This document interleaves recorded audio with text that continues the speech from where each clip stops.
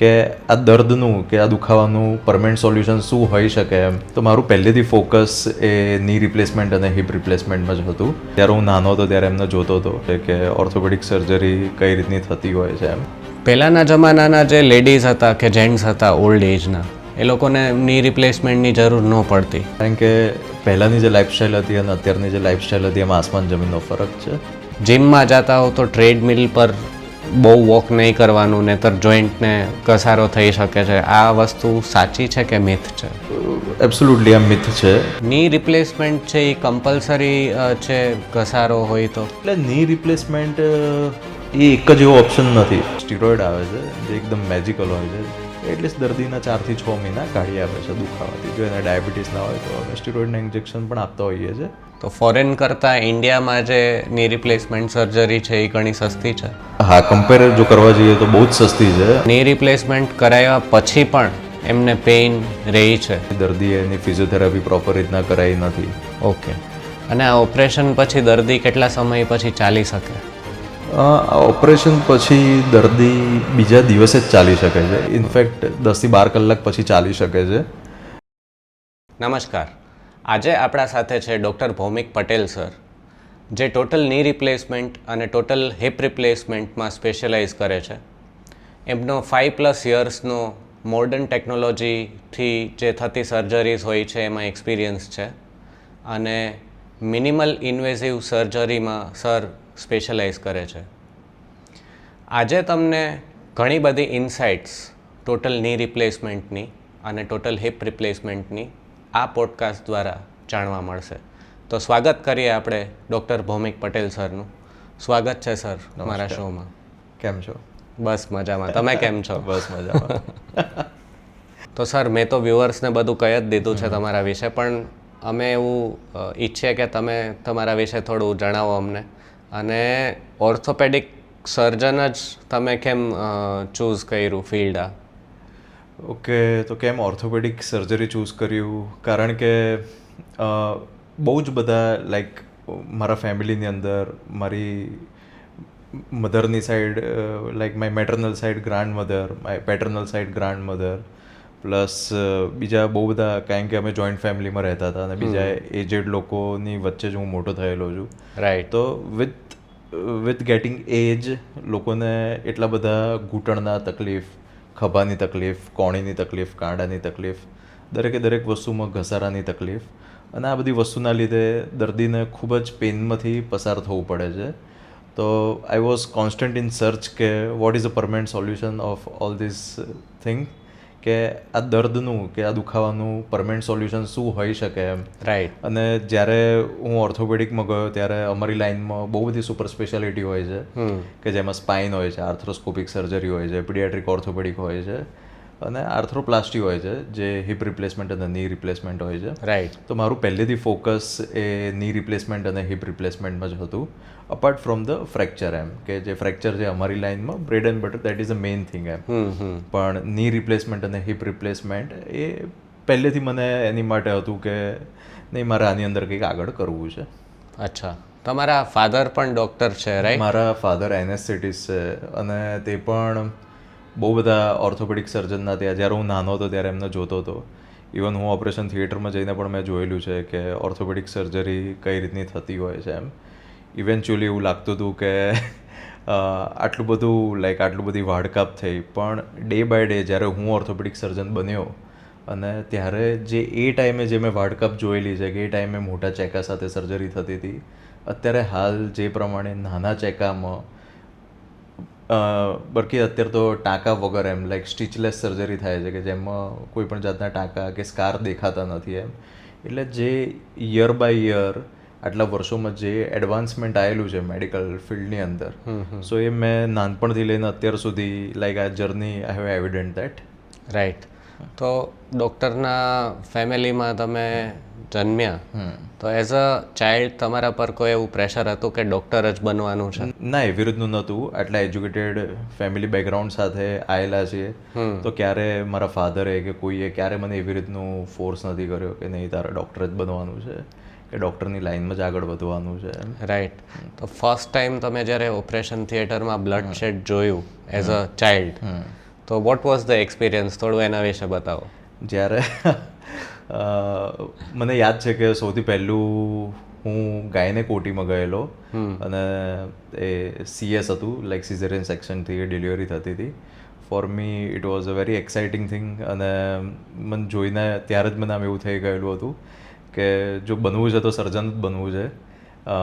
બાકી ફિઝિશિયન છે, ડર્મેટોલોજીસ્ટ છે, રેડિયોલોજીસ્ટ છે, there are so many other fields, પણ મારે પહેલેથી જ કોઈ સર્જિકલ લાઇનમાં જ આગળ જવું તો હતું. સર્જરીઝ પહેલેથી Surgeries, એક્સાઇટમેન્ટનો વિષય yes. હતો તમારા માટે. ઓકે, તો ટોટલ ની રિપ્લેસમેન્ટ અને હિપ રિપ્લેસમેન્ટ પર આપણે આવીએ. સો એવી કઈ વસ્તુ છે કે જે તમને મોટિવેટ કરે છે? એક તો તમે કીધું કે ઘરના ઓલ્ડ એજ લોકો હતા એના માટે પરમેનન્ટ સોલ્યુશન જોતું હતું તમને, પણ બીજી એવી કઈ વસ્તુ છે જે તમને મોટિવેટ કરે છે આના માટે? એટલે જે ટેકનોલોજીનું જે એડવાન્સમેન્ટ આવ્યું છે, પહેલાંના ટાઈમની અંદર લાઈક બધા લોકો ની પેન સાથે ને હિપ પેન સાથે એમને ગમે તેટલો ઘસારો હોય છતાં પણ એ લોકો એમનું દુખાવાની દવા લઈને કે ઇન્જેક્શન લઈને કે ફિઝિયોથેરાપી લઈને એ લોકો એમનું જીવન આગળ વધારતા હતા એમ. પણ અત્યારે મોડર્ન જમાનાની અંદર, મોડર્ન સિનારીઓની અંદર એટલી સારી ટેકનોલોજી અવેલેબલ છે, એટલા સારા ઇમ્પ્લાન્ટ અવેલેબલ છે. લાઈક લોકો રિસર્ચ એન્ડ ડેવલપમેન્ટની પાછળ કરોડો રૂપિયા ખર્ચીને જોઈન્ટ્સ બનાવે છે. રાઈટ. અને જોઈન્ટની ડિઝાઇન એવી હોય છે કે તમે ડે ટુ ડે એક્ટિવિટી બહુ આસાનીથી કરી શકો એમ. કે ઇવન તમારે પલાઠી વાળવી હોય, તમારે યોગા કરવા હોય, તમારે કોઈ પણ જાતની કોઈ સ્પોર્ટ્સ રમવી હોય, તો even at the age of 60 also it can be possible એમ, કે તમે બધું જ કરી શકો છો. તો વાય નોટ એમ. સર, અમે સાંભળ્યું છે કે તમે મોટી ઉંમરના બા દાદાને ચાલતા કરી દો છો, દોડતા કરી દો છો. શું આ વાત સાચી છે? બહુ બધા એજેડ લોકોની અંદર મેં જોયું છે કે લાઈક પ્રોગ્રેસિવ ડિફોર્મિટી હોય છે કે જેમના ઘસારાની સાથે સાથે એમનો પગ નહીં પણ આડો થઈ ગયો હોય છે. Like it is a very beautiful journey, starting from the planning of surgery to the and result, કે પેશન્ટની જે પણ ડિફોર્મિટી હોય, જેમના પગ જે આડા થઈ ગયા હોય એ સીધા થાય અને એ પ્રોપર ચાલી શકે અને એમનું બધું કામ કરી શકે. રાઈટ. અને ફરીથી એમની નોર્મલ લાઈફની અંદર એ લોકો પાછા આવી શકે with absolutely pain free. Okay sir, હવે થોડું ની વિશે આપણે જાણીએ. પહેલાંના જમાનાના જે લેડીઝ હતા કે જેન્ટ્સ હતા ઓલ્ડ એજના, એ લોકોને ની રિપ્લેસમેન્ટની જરૂર ન પડતી, અને આપણી જે પેરેન્ટ જનરેશન છે એને ની રિપ્લેસમેન્ટની હવે જરૂર પડે છે. સો તમે એના માટે કયા ફેક્ટર્સને રિસ્પોન્સિબલ માનો છો? 100% લાઈફસ્ટાઈલ. અચ્છા. કારણ કે પહેલાંની જે લાઈફસ્ટાઈલ હતી અને અત્યારની જે લાઈફસ્ટાઈલ હતી એમાં આસમાન જમીનનો ફરક છે. પહેલાંના લોકોનામાં એટલે કઠોર શ્રમ કરતા હતા એમ. અત્યારે મેન્ટલ સ્ટ્રેસ બહુ વધી ગયો છે, કારણ કે લોકોને એમનું બ્રેન એટલું યુઝ કરવું પડે છે રાધર દેન દેટ કઠોર શ્રમ. અને પહેલાંના લોકોની જે ફૂડ હેબિટ હતી એ બહુ પ્રોપર હતી. અત્યારે જોશો તો લોકોએ 2 વાગે લંચ નહીં લીધો હોય, રાતના 11 વાગે ડિનર લેતા હશે. એ લોકોની લાઈફસ્ટાઈલ એટલી ચેન્જ થઈ ગઈ છે કે જેના લીધે mental stress, lifestyle changes, plus જે બેડ હેબિટ, આલ્કોહોલ, સ્મોકિંગ, જે પહેલાં એટલું બધું હતું નહીં અને અત્યારે હાલ ડે બાય ડે એનું કન્ઝમ્પશન વધી ગયું છે. એટલે આ બધા ફેક્ટર બહુ અફેક્ટ કરે છે. રાઈટ. જેમ અર્લી એજમાં ડાયાબિટીસ આવી જાય છે, હાઇપરટેન્શન આવી જાય છે, એવી જ રીતના ઘસારો પણ જે પહેલાં 70-80 વર્ષે પણ નહોતો આવતો એ હવે અર્લી એજમાં આવી જાય છે. ઇવન 42-43 વર્ષની લેડીમાં પણ મેં ઘસારો જોયેલો છે. અચ્છા. કે એ લોકોના ની રિપ્લેસમેન્ટ સિવાય બીજો કોઈ ઓપ્શન બચ્યો ના હોય. લાઈફસ્ટાઈલની જે રીતે તમે વાત કરી તો એના ઉપરથી મને એક વસ્તુ હું રિકોલ કરું છું. ઘણા બધા એવા લોકો પાસેથી સાંભળ્યું છે કે જિમમાં તમે જાતા હો, it is a part of our lifestyle now. જિમમાં જાતા હો તો ટ્રેડમિલ પર બહુ વોક નહીં કરવાનું, નહીંતર જોઈન્ટને ઘસારો થઈ શકે છે. આ વસ્તુ સાચી છે કે મિથ છે?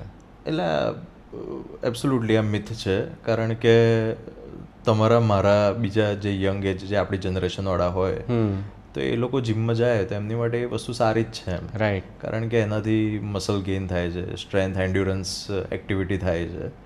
પણ જે લોકોને ઓલરેડી ઘસારો આવી ગયો છે એ લોકો હવે જો ટ્રેડમિલ પર દોડવાના છે તો પછી એમનો ઘસારો વધવાનો છે. સો એમની માટે હાર્મફુલ છે કે ભાઈ એ લોકો પોતાના નીનું ફૂલ ફ્લેક્શન એટલે કે પલાઠી વાળીને બેસે. રાઈટ. કે પછી ટ્રેડમિલ પર દોડે તો જો ઘસારો આવી જાય, દુખાવો થતો હોય તો એ બધા વસ્તુ આવ્યા પછી જિમ કરવું એ નુકસાનકારક છે. Okay. બાકી તો જીમ કરી શકાય છે, ઓકે, ટ્રેડમિલ પર વોક કરી ટ્રેડમિલ પર વોક શકાય છે. કરી શકાય છે.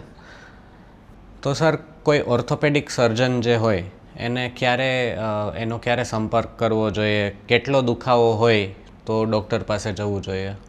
એટલે જ્યારે દુખાવો ઘૂંટણની અંદર બહુ જ થતો હોય કે ઇવન થોડું ચાલવાથી 100-150 ડગલા ચાલ્યા પછી પણ જો દુખાવો શરૂ થઈ જતો હોય, વધારે ચાલવાથી જો દુખાવાની ઇન્ટેન્સિટી વધતી હોય, કે આ પછી રેસ્ટિંગ પેન એટલે કે ખાલી દર્દી સોફા પર જ બેઠા હોય અને ત્યારે એમનો દુખાવો થતો હોય, કે પછી સૂતા હોય ત્યારે દુખાવો થતો હોય, રાતના જ્યારે સૂતા હોય ત્યારે દુખાવો વધી જતો હોય, દર્દી એમના ઘૂંટણને અડતા હોય તો ત્યાં આગળ ગરમ લાગતું હોય, કે પછી રૂટીન એક્ટિવિટી એમ કે જ્યારે દર્દીના બીજા ફેમિલી મેમ્બરો એ બહાર જતા હોય અને દર્દીને એવું કે પણ દર્દી ના પાડે કે ભાઈ મને ઘૂંટણનો દુખાવો બહુ થાય છે કે હું બહાર નહીં આવી શકું એમ, તો આ બધા એક લક્ષણો છે કે હવે ઘૂંટણનો દુખાવો અસહ્ય વધતો જાય છે, તો એ ઓસ્ટિયોઆર્થરાઇટિસ હોઈ શકે. તો આવી સિચ્યુએશન આવ્યા પછી તમારે ડૉક્ટરનો સંપર્ક સાધવો જોઈએ.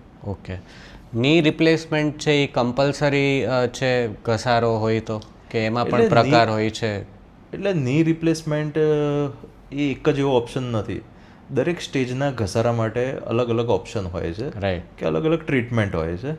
અને જેમ ગ્રેડ 1 ને ગ્રેડ 2 હોય તેની અંદર હું ક્યારે ની રિપ્લેસમેન્ટની સલાહ આપતો નથી. તેની અંદર ઇન્જેક્શન છે કે દવા છે કે ફિઝિયોથેરાપી છે, એનાથી તમે ઘૂંટણના ઘસારાને અટકાવી શકો, પ્લસ કેટલાક પ્રિકોશન લેવાથી તમે ઘૂંટણના ઘસારાને આગળ વધતો અટકાવી શકો. એટલે તમે જ્યારે ગ્રેડ 3નો ઘસારો આવે છે તો ત્યારે ખાલી એક જ કમ્પાર્ટમેન્ટ એનો અફેક્ટ થયેલો હોય, તો એ ટાઈમે એના લિગામેન્ટને એ બધું જો અંદર ઇન્ટેક્ટ હોય તો પછી અડધું ની રિપ્લેસમેન્ટ કરવાની સલાહ આપીએ છીએ, કે જેમાં ખાલી જે ઘસાયેલો ભાગ હોય એટલો જ ચેન્જ થાય છે. બાકીનો જે નોર્મલ જે ઘૂંટણ હોય છે એ રહ્યો આપણે એનો એઝ ઇટ ઇઝ રાખીએ છીએ, એમનો એમ રાખીએ છીએ. રાઈટ. અને જ્યારે ગ્રેડ 4 એટલે કે એડવાન્સ સ્ટેજનો જ્યારે ઘસારો આવે છે, કે જ્યારે ઘૂંટણના દરેક બાજુમાં ઘસારો એક લેવલ પછી વધી ગયેલો છે, તો એવી જ કન્ડિશનની અંદર આખું ઘૂંટણ બદલવાનું ઓપરેશનની સલાહ આપતા હોઈએ છીએ. બરાબર. બાકી જ્યાં સુધી દવા છે, મેડિસિન છે, ફિઝિયોથેરાપી છે, ઇન્જેક્શન છે, ત્યાં સુધી જો સેટ થઈ શકતું હોય તો પછી ત્યારે ઓપરેશનની જરૂર નથી. તો આ ઇન્જેક્શન જે હોય છે એ શું હોય છે? ઇન્જેક્શન છે એ મલ્ટિપલ ટાઈપ્સના આવતા હોય છે. એક તો છે આપણું પોતાનું જ લોહી લઈને એને સેન્ટ્રીફ્યુઝ કરીને એને PRP કહેતા હોઈએ છીએ, કે પ્લેટલેટ રિચ પ્લાઝમા, કે જે આપણા જ લોહીના સારા સેલ લઈને ઘૂંટણની અંદર ઇન્જેક્ટ કરે છે અને એની અંદર જે પણ જે વેર એન્ડ ટાયર થયેલું જે કાર્ટિલેજ હોય છે, જે ઘસારો જે હોય છે, એ ત્યાં આગળ એને સારી રીતના સેલથી એને રીજનરેટ કરીએ છીએ. રાઈટ. અને જે બીજી એક વસ્તુ છે કે હાઇલ્યુરોનિક એસિડ, તો એ ઇન્જેક્શન છે એ વિસ્કસ મટીરિયલ હોય છે, એટલે થોડું થીક હોય છે. એ અંદર એ જેલી જેવું લુબ્રિકેશન જેવું કામ કરે છે, જે ઘૂંટણની અંદર જે પણ ઇન્ફ્લામેશન એટલે કે સોજો કહેવાય એ ઓછો કરે છે, અને ઘૂંટણને જે પણ નરિશ કરવા માટેના જે પણ જરૂરી દ્રવ્યો હોય એ ત્યાં આગળ એની અંદર ઇન્જેક્શનની અંદર રહેલા હોય છે. બરાબર. એટલે ઘૂંટણને નરિશ કરે છે. અને ત્રીજી એક ટાઈપનું આવે છે જે સ્ટીરોઇડ આવે છે, જે એકદમ મેજિકલ હોય છે, જેને સિવિયર પેઇન થતું હોય, એટલે ગ્રેડ 2, ગ્રેડ 3 કે ગ્રેડ 4ની અંદર પણ જે સ્ટીરોઇડનું ઇન્જેક્શન હોય છે એટલીસ્ટ દર્દીના 4 થી 6 મહિના કાઢી આપે છે દુખાવાથી. જો એને ડાયાબિટીસ ના હોય તો અમે સ્ટીરોઇડના ઇન્જેક્શન પણ આપતા હોઈએ છીએ, એડિંગ વિથ લિગ્નોકેન કે બુપિયોકેન, જે એનેસ્થેટિસ્ટ ડ્રગ છે. તો દર્દીને દુખાવામાં રાહત રહેતી હોય છે. જ્યારે કોઈ દર્દીને એવું હોય કે મારે 6 મહિનાથી પછી હું યુએસથી આવવાની છું, તો એ એટલો ટાઈમ કાઢવા માટે ઇન્જેક્શન લઈ શકે છે. તો તમારા NRI પેશન્ટ્સ પણ છે એવું? એટલે જ્યારે NRI સિઝન હોય ત્યારે બહુ જ બધા NRI દર્દીઓ હોય છે, અચ્છા. કે જે અહીંયા ખાલી ની રિપ્લેસમેન્ટ કરવા કે પછી એમની ડેન્ટલ ટ્રીટમેન્ટ કરવા માટે આવતા હોય છે. રાઈટ. તો ફોરેન કરતાં ઇન્ડિયામાં જે ની રિપ્લેસમેન્ટ સર્જરી છે એ ઘણી સસ્તી છે? હા, કમ્પેર જો કરવા જઈએ તો બહુ જ સસ્તી છે. અને સૌથી સારી વસ્તુ એ છે કે ત્યાં આગળ જે સાંધા નાખે છે એ સેમ સાંધા અહીંયા આગળ નાખીએ છીએ. અચ્છા. જેમ જોન્સન એન્ડ જોન્સન છે, સ્ટ્રાઇકર છે, ઝીમર છે, તો એ જ સાંધા અહીંયા આગળ એ સેમ સાંધા અહીંયા આગળ યુઝ થાય છે. અને જો કોસ્ટ જોવા જઈએ તો આઈ થિંક 70 to 80 ટાઈમ્સ ત્યાંના કરતાં ઓછી કોસ્ટ છે. ઓહો, એટલી બધી? એટલી બધી. ત્યાં આગળ કરોડોની અંદર ની રિપ્લેસમેન્ટ થાય છે, જ્યારે અહીંયા આગળ લાખોમાં ખાલી કેટલાક લેક્સની અંદર તમારું ની રિપ્લેસમેન્ટનું ઓપરેશન થઈ જાય છે. તો જેમ તમે સાંધાઓની વાત કરી, કેટલી પ્રકારના સાંધા હોય છે અને કોસ્ટિંગ કેટલું બેસતું હોય છે યુઝ્યુઅલી? બહુ બધી કંપનીના સાંધા અવેલેબલ છે. તો જો પ્રાઇસ તમે પૂછતા હોય તો સ્ટાર્ટિંગ ફ્રોમ 30,000 to 5-6 લાખ સુધીના સાંધા આવતા હોય છે. રાઈટ. અને આ તો ખાલી સાંધાની જ પ્રાઇસ થઈ, પછી ઓપરેશન ને હોસ્પિટલનો કોસ્ટ ને એ અલગ અલગથી હોય છે. પણ યુઝ્યુઅલી ઇન્સ્યોરન્સમાં આ વસ્તુ કવર થતી હોય ઇન્સ્યોરન્સમાં કવર થઈ જતી હોય છે. થઈ જતી હોય છે. અને જો ઇન્સ્યોરન્સ કવરેજ હોય તો પછી સારી કંપનીના સારા સાંધા જ નંખાવા જોઈએ, રાઈટ. જેનાથી સાંધાનું આયુષ્ય વધી શકે અને રિવિઝન સર્જરી હોય બને એટલી પાછળ ઠેલી શકે.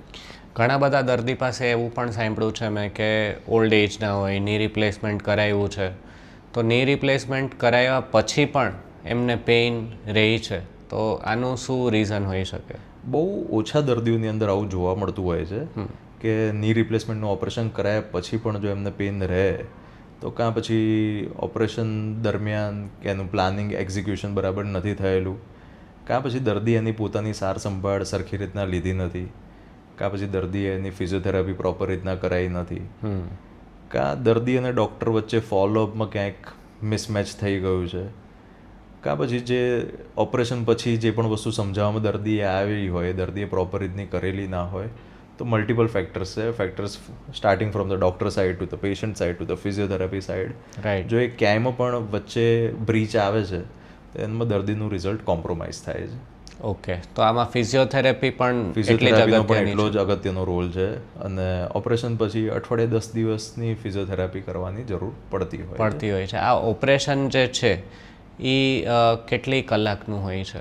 ઓપરેશન જનરલી અડધો કલાકથી પોણો કલાક ચાલતું હોય છે. ઓકે. પણ એની પહેલાં અડધો કલાક એની તૈયારીનો, કે જ્યારે દર્દીનો પ્રોપર પગ સાફ કરતા હોઈએ છે, એનું પેઇન્ટિંગ થાય, ડ્રેપિંગ થાય, રાઈટ. અને પછી ઓપરેશન એનું ચાલુ થાય છે. અને ઓપરેશન પછી બીજો અડધો કલાક જે ટાંકા લેવાનો એનો સમય લાગતો હોય છે. ઓકે. અને આ ઓપરેશન પછી દર્દી કેટલા સમય પછી ચાલી શકે? આ ઓપરેશન પછી દર્દી બીજા દિવસે જ ચાલી શકે છે. ઇનફેક્ટ 10 થી 12 કલાક પછી ચાલી શકે છે. અને આ ઓપરેશનની બ્યુટી એટલી સરસ છે કે દર્દીને કોઈના પણ સહારાની જરૂર નથી હોતી, કે એની જે પણ રોજિંદા જીવનની ડે ટુ ડે એક્ટિવિટી હોય છે ઓપરેશન પછી તુરંત નેક્સ્ટ ડે એની જાતે કરી શકે છે. કે એને બાથરૂમ જવું હોય, સંડાસ જવું હોય, કે એનું બીજું કંઈ પણ ઘરનું કામ કરવું હોય, તો સ્ટાર્ટિંગનું જે એક અઠવાડિયું હોય છે એમાં હું દર્દીને વોકર કે સ્ટિક સાથે ચાલવાની સલાહ આપતો હોઉં છું, પૂરેપૂરું વજન મૂકીને, કે તો એ એટલીસ્ટ એના ઘરમાં કે ઘરની બહાર જે ચોગાન હોય ત્યાં આગળ એની મેતે એમનું જે પણ કામ કરવું એ દર્દી કરી શકે છે. પણ જો તમે મને એવું પૂછો કે ભાઈ દર્દીને જોબ પર જવું છે, કે દર્દીનો પોતાનો બિઝનેસ છે, તો બિઝનેસમાં પાછા ક્યારે જવું છે, તો એ 3 થી 4 અઠવાડિયા પછી હું દર્દીને જવાની છૂટ આપતો હોઉં છું. કે પછી દર્દીને ગાડી એમની ક્યારે ચલાવીને જવું છે, તો 1 મહિના પછી દર્દી પોતાની જાતે ડ્રાઈવ કરીને ગાડી લઈને ક્યાંય પણ બહાર જવું હોય તો એ જઈ શકે. બાકી એની ડે ટુ ડે એક્ટિવિટી એ બીજા દિવસથી નેક્સ્ટ ડે એની જાતે કરી શકે છે. એટલે પહેલું અઠવાડિયું વોકર કે સ્ટિક સાથે. અને આ સર્જરી થઈ ગયા પછી ડૉક્ટર સાથે કેટલા ફોલોઅપ્સની જરૂરિયાત હોય છે? આ સર્જરી થઈ ગયા પછી અમે ધારો કે મંડે દર્દીનું ઓપરેશન કરીએ છીએ, ટ્યુઝડેના દર્દી ચાલે, સીડી ચડે ઉતરે, વેડનસડેના એને ડિસ્ચાર્જ કરી દેતા હોઈએ છીએ. અને એના પછી ખાલી એક જ ડ્રેસિંગ માટે દર્દીને બોલાવતા હોઈએ છીએ, રાઈટ. જે 10 દિવસ પછી એનું ડ્રેસિંગ જે કરવાનું હોય ત્યારે. અને જે ટેકનિકથી હું કરું છું એ સ્ટીચલેસ, કે એની અંદર કોઈ પણ ટાંકા કે સ્ટેપલર ઉપર દેખાતા નથી હોતા. એટલે દર્દીને ટાંકા તોડાવવા માટે પણ આવવાની જરૂરિયાત હોતી નથી. એટલે દર્દી કોઈ પેરીફરીમથી આવ્યો, રાજસ્થાનમાંથી આવ્યો કે એમપીમાંથી આવેલા હોય, ડાયરેક્ટ ઓપરેશન કરાવીને ખાલી એક જ ફોલોઅપ પછી એરિયા એમના ઘરે પાછા રહી જઈ શકે છે. હવે આવા કેસમાં કોઈ સપોઝ કે એનઆરઆઈ પેશન્ટે તમારા પાસે સર્જરી કરાવી અને 10 દિવસ પછી ફોલોઅપમાં આવી શકે એમ નથી, ફોર સમ રીઝન્સ એને પાછું ફ્લાય બેક કરવું પડે છે, તો આ ઓપરેશન કરાવ્યા પછી ફ્લાય કરી શકે છે અને બીજે ફોલોઅપ લઈ શકે છે? એટલે આ ઓપરેશન કરાયા પછી હું 10 દિવસનું તો દર્દીને નહીં કહું કે 10 દિવસ પછી તમે ફ્લાય કરો, પણ હા હું એ કહીશ કે 3 વીક પછી, એટલીસ્ટ 3 વીકની અંદર દર્દીનું કેવી રીતની હાલત છે, કે એનો જે વૂન્ડ છે, જે ટાંકા લીધેલા હોય, પ્રોપર રૂજ આવી ગઈ છે, દર્દીને બીજો કોઈ તકલીફ નથી, તો હું 3 અઠવાડિયાથી 4 અઠવાડિયાનો જે ગેપ હોય છે એના પછી હું દર્દીને ફ્લાય કરવાની સલાહ. ઇવન મારા કેટલાક દર્દી છે જે 1 મહિના પછી યુએસ ટ્રાવેલ કરવા માટે ગયેલા છે, આફ્ટર ધ ની રિપ્લેસમેન્ટ. એટલે જો કોઈને ની રિપ્લેસમેન્ટ ઇન્ડિયામાં સ્પેસિફિકલી કરાવવા આવવું હોય, 1 મહિના જેટલો ટાઈમ રાખવો જોઈએ. ઓકે. તમે જેમ કીધું એમ આ પ્લાન્ટ સર્જરી છે, તો કેટલા દિવસના પ્લાનિંગની જરૂરત હોય છે? દર્દીએ 10 થી 14 દિવસ, એટલે આઈ વુડ સે 2 વીક જેટલું કંઈક પ્લાનિંગ કંઈક સેટ કરવું જોઈએ, કે ઘરમાં રસોઈ કોઈ ફિમેલ હોય તો એમને ઘરમાં રસોઈ બનાવવાની હોય, બીજા બધા કામ, તો એટલીસ્ટ 2 અઠવાડિયા સુધી કોઈની મદદ મળી શકે. રાઈટ. તો એ દર્દીની માટે સારું રહે છે, કારણ કે બહુ લાંબો ટાઈમ ઊભા રહે તો પાછા પગમાં સોજા ને એવી રીતનું આવે. એટલે જો 2 અઠવાડિયાનો ટાઈમ મળી જાય તો એ દર્દીની માટે એક રાહતદારક હોય છે. તો કોઈ એવી રીતે આવે કે અર્જન્ટમાં સર્જરી કરાવી છે તો ડુ યુ ડુ ધેટ? એવું એટલે જો કોઈ દર્દીને એવું હોય કે ભાઈ મારે ઓપરેશન કરાયા પછી મારે ક્યાંક બહાર જવાનું છે, કે અત્યારે અમદાવાદ હું 2 દિવસ માટે જ છું, પછી મારે ગામડે જવાનું છે કે અત્યારે 2 દિવસમાં, તો હા એવી રીતનું કરીએ છીએ. અધરવાઇઝ હું દરેક દર્દીને કહેતો હોઉં છું કે take your time, plan your best, અને પછી દાખલ થાવ. તો દર્દી પણ મેન્ટલી રિલેક્સ હોય છે, અને ડૉક્ટર પણ એનું પ્રોપર પ્લાનિંગ સાથે ડેટ કે દિવસની કેટલી સર્જરી રાખવી, શું રાખવી, તો એ પ્રમાણેનું પ્લાનિંગ સેટ કરી શકે છે. પણ જો કોઈ ડૉક્ટર એમ કહે કે કાલે ને કાલે જ સર્જરી કરવી પડશે એવી રીતનું જનરલી કોઈ કહેતું નથી હોતું, પણ છતાં જો કોઈ એવું કહે તો યુ નીડ ટુ રીથિંક. ઓકે. એવું કોઈ દી બને કે કોઈને બંને ની રિપ્લેસ કરવાની જરૂર છે તો એક સાથે એની સર્જરીઝ થઈ શકે? આ 2 પગના બહુ બધા દર્દીના ઓપરેશન કરેલા છે એક સાથે, પણ એ દર્દીની પ્રોફાઇલ જોઈને કે દર્દીનું બ્લડ રિપોર્ટ્સ છે તો એ રહ્યા નોર્મલ છે, દર્દીને જે છાતીનો જે ફોટો પડે, છાતીની પટ્ટી પડે, સોનોગ્રાફી થાય છાતીની, 2D ઇકો, એટલે એનું કાર્ડિયો રેસ્પિરેટરી સ્ટેટસ કે એને બ્લડ રિપોર્ટ, પેથોલોજીકલ સાઈડ એને કોઈ પણ તકલીફ નથી, દર્દી ફિટ છે ઓપરેશન માટે, કે ભાઈ હા 2 પગના ઓપરેશન માટે દર્દી ફિટ છે, તો એવા દર્દીની અંદર અમે 2 ઢીંચણનું એક સાથે એક જ સિટિંગની અંદર ઓપરેશન કરીએ છીએ. પણ જો કોઈ એવું લાગે કે ભાઈ આ દર્દીની અંદર ઇન્ફેક્શન થવાના ચાન્સીસ વધારે છે નોર્મલ બીજા દર્દી કરતાં, કે પછી આ દર્દીના જે હૃદય છે એ એનેસ્થેશિયા પર્સપેક્ટિવ કે આટલું સહન કરી શકે એવું છે નહીં, તો એવા દર્દીમાં એક સાથે એક જ ઢીંચણનું ઓપરેશન કરવાની સલાહ આપીએ છીએ. પછી 2-3 મહિના પછી એ બીજા પગનું ઓપરેશન કરાવી શકે છે. સર, મિનિમલ ઇન્વેઝિવ સર્જરીમાં તમે સ્પેશિયલાઇઝ કરો છો, તો એના વિશે થોડું અમને જણાવો. એટલે ની રિપ્લેસમેન્ટની અંદર મિનિમલ ઇન્વેઝિવ આને એવી રીતના કહેવામાં આવે છે કે આમાં જે ચેકો જે આપણે મૂકીએ છીએ એકદમ ચેકાની સાઇઝ એકદમ નાની હોય છે, પ્લસ એની અંદર આપણે જ્યારે સ્કિન કટ કરીએ છીએ, ચામડી કટ કરીએ છીએ, એના પછી સબક્યુટેનિયસ ટિશ્યુ જે બીજું લેયર કહેવાય, એના પછી આપણે જ્યારે સાદો ઓપન કરતા હોઈએ ત્યારે કોઈ પણ જાતના મસલને કટ નથી કરતા. રાઈટ. આપણે એ મસલને સાઈડમાં કરીને જોઈન્ટ ઓપન કરીએ છીએ અને પછી આપણે જોઈન્ટ બદલીએ છીએ, ની રિપ્લેસમેન્ટનું ઓપરેશન કરીએ છીએ.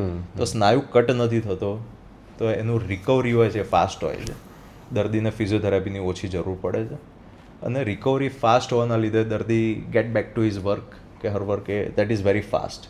એટલે જે પોસ્ટ ઓપરેટિવ જે રિકવરી જે પીરિયડ હોય છે એ ઘણો ઓછો હોય છે. એટલે આને MIS કહેવામાં આવે છે, કે મિનિમલ ઇન્વેઝિવ સર્જરી, જેની અંદર કોઈ પણ સ્નાયુ કટ નથી થતા. રાઈટ. રોબોટિક્સ સર્જરી પણ ઘણું માર્કેટમાં સાંભળ્યું છે મેં, તો વોટ ઇઝ દેટ? અત્યારે બહુ જ બધી કંપનીના રોબોટ્સ અવેલેબલ છે, અને રોબોટ આઈ વુડ સે કે હજી બહુ ઇનિશિયલ સ્ટેજમાં છે. એટલે જો કોઈ પણ દર્દીને જો ઇન્સ્યોરન્સ હોય અને રોબોટિક સર્જરી કવર થતી હોય કેશલેસની અંદર, તો આઈ વુડ સજેસ્ટ કે રોબોટિક કરાવવી જોઈએ. બાકી આટલા વર્ષોથી લોકોના 30-40 વર્ષથી ફોલોઅપ જોતા હોઈએ છીએ, તો એ ટાઈમે કન્વેન્શનલ જ કરેલી છે નોન રોબોટિક સર્જરી.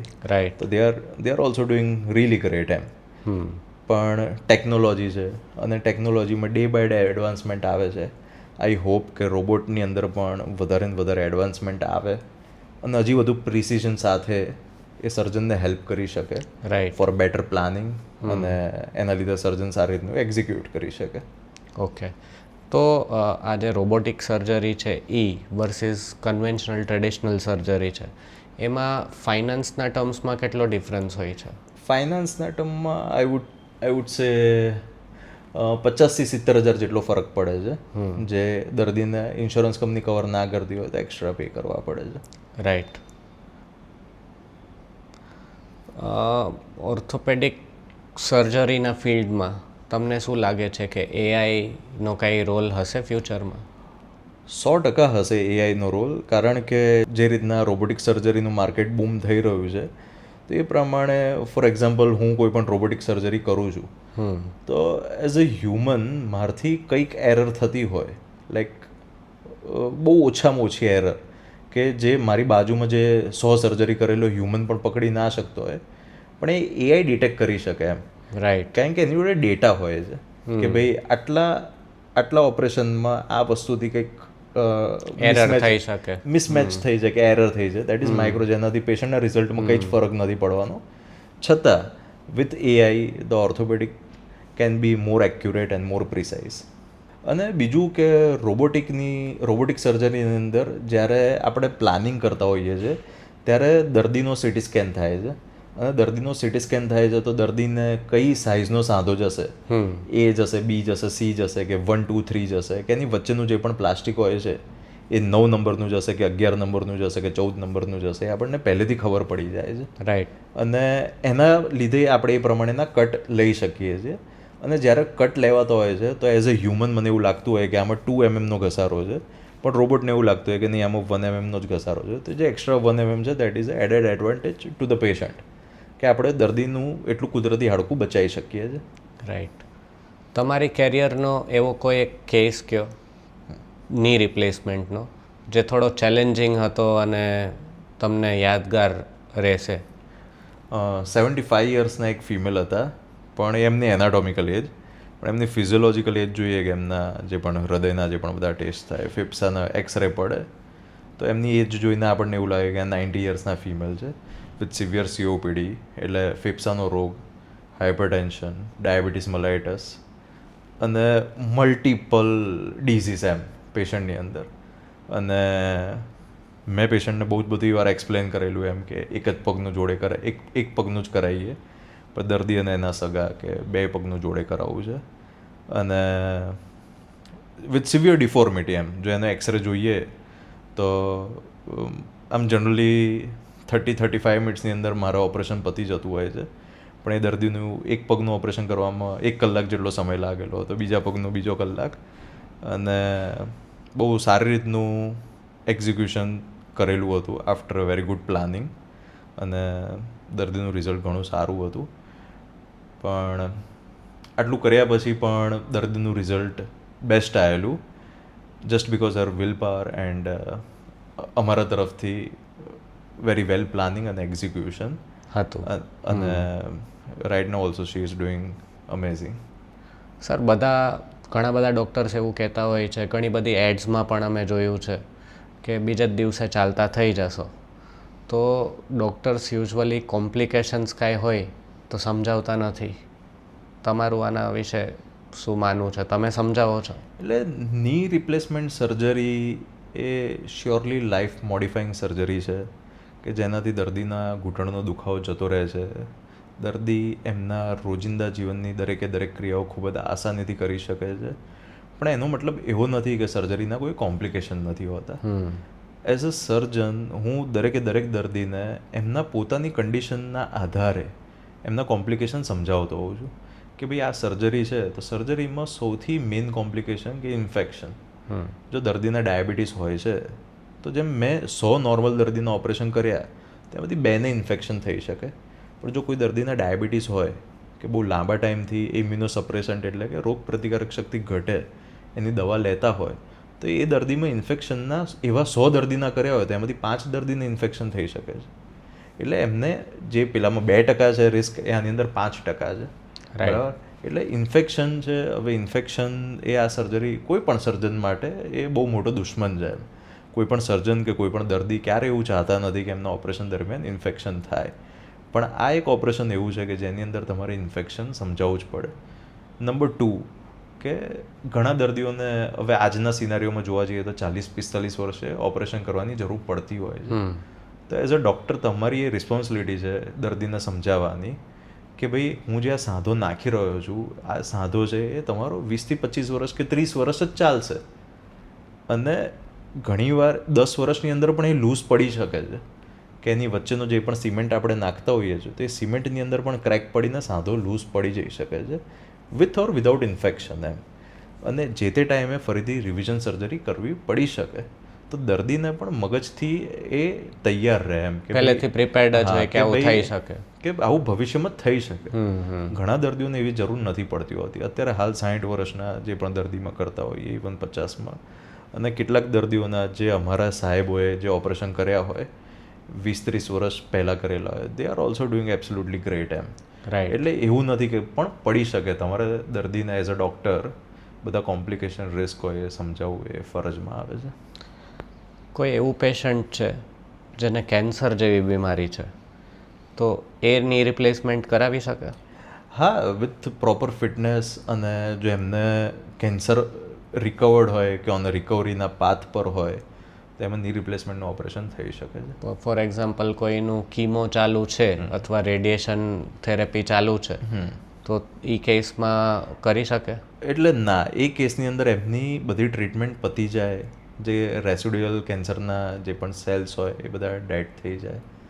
એકવાર બોડીમાંથી કેન્સર એલિમિનેટ થઈ જાય પછી આપણે ઓપરેશન કરવાની સલાહ આપીએ છીએ.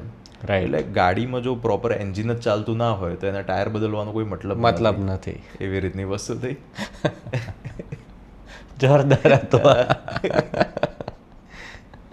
તો આ હતા ડૉક્ટર ભૌમિક પટેલ સર, જેના પાસેથી આપણને આજે ઘણી બધી સારી ઇન્સાઇટ્સ મળી. અને જો તમે પણ સરની એડવાઇસ લેવા માગતા હો તો એમને ઇન્સ્ટાગ્રામ પર DM કરો અને ફોલો કરો. Thank you so much.